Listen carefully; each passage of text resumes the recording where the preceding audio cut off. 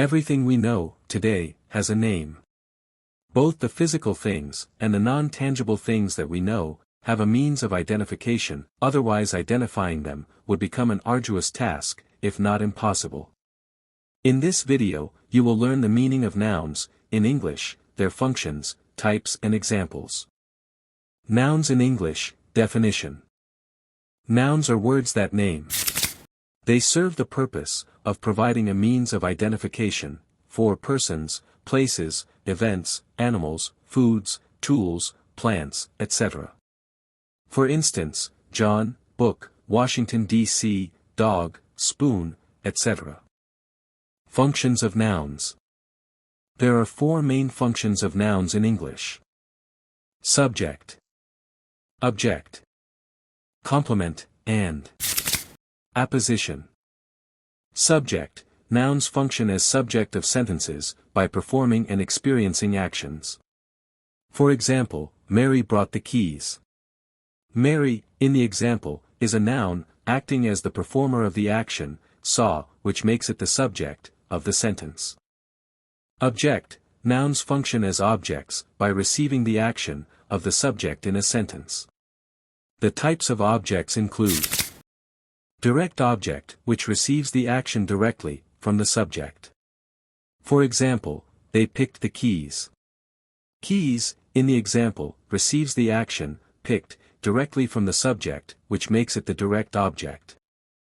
Indirect object, receives the action of the subject, through the direct object. For example, the students made their teacher, a cake. Teacher, in the example, receives the direct object, cake, which receives the action of, made. This makes, teacher, the indirect object in the sentence. Object of the preposition, which appears after prepositions, in prepositional phrases. For instance, the book, is on the table. Table, in the example, is a noun, that appears after a preposition, on, and the article, the, in a prepositional phrase, which makes it the object, of the preposition. Complements. Nouns function as complements in sentences, when they rename, or re-identify subjects or objects in sentences. The types include subject complement, which entails the renaming of subjects, in sentences by nouns, for example, the king is Henry. Henry, in the example, renames the subject, the king, by providing a substitute for it, which makes it, the subject complement. Object complement, which entails the renaming of objects, in sentences by nouns. For example, we named the dog, Alexa. Alexa, in the example, renames the object, the dog, by providing a substitute for it, which makes it the object complement. Apposition. Nouns function as appositives, when they rename nouns, placed beside them. For example, the mechanic, Mr. Johnson, frequents our office. Mr. Johnson, in the example, renames the subject, the mechanic, which makes it an appositive. Types of nouns. There are 8 main types of nouns, in English. Proper nouns. Common nouns. Collective nouns. Compound nouns. Concrete nouns. Abstract nouns. Countable nouns, and uncountable nouns. Proper nouns. Proper nouns are nouns that refer to specific persons, places, events, animals, objects, etc. For example, John, Lagos, Nigeria, Mary, London, Africa, Google, Monday, Christmas, Amazon, etc. John lives in Lagos. Nigeria is a populous country. Mary won the competition. London attracts many tourists. Amazon is a global company. Common nouns. Common nouns are nouns that identify people, places, events, animals, objects, etc., in their general sense. It doesn't specify who, or what is being addressed. For example, boy, city, country, girl, river, school, company, day, festival, market, etc. The boy is playing outside. She entered the school early. The city looks beautiful at night. He bought a new car. The teacher explained the lesson. Collective nouns. Collective nouns are nouns that refer to groupings of people, animals, objects, or concepts, based on shared or similar qualities. For example, team, crowd, family, class, committee, flock, herd, audience, staff, jury, etc. The team won the match. A crowd gathered at the gate. Her family lives nearby. The class was very attentive. The jury reached a decision. Compound nouns.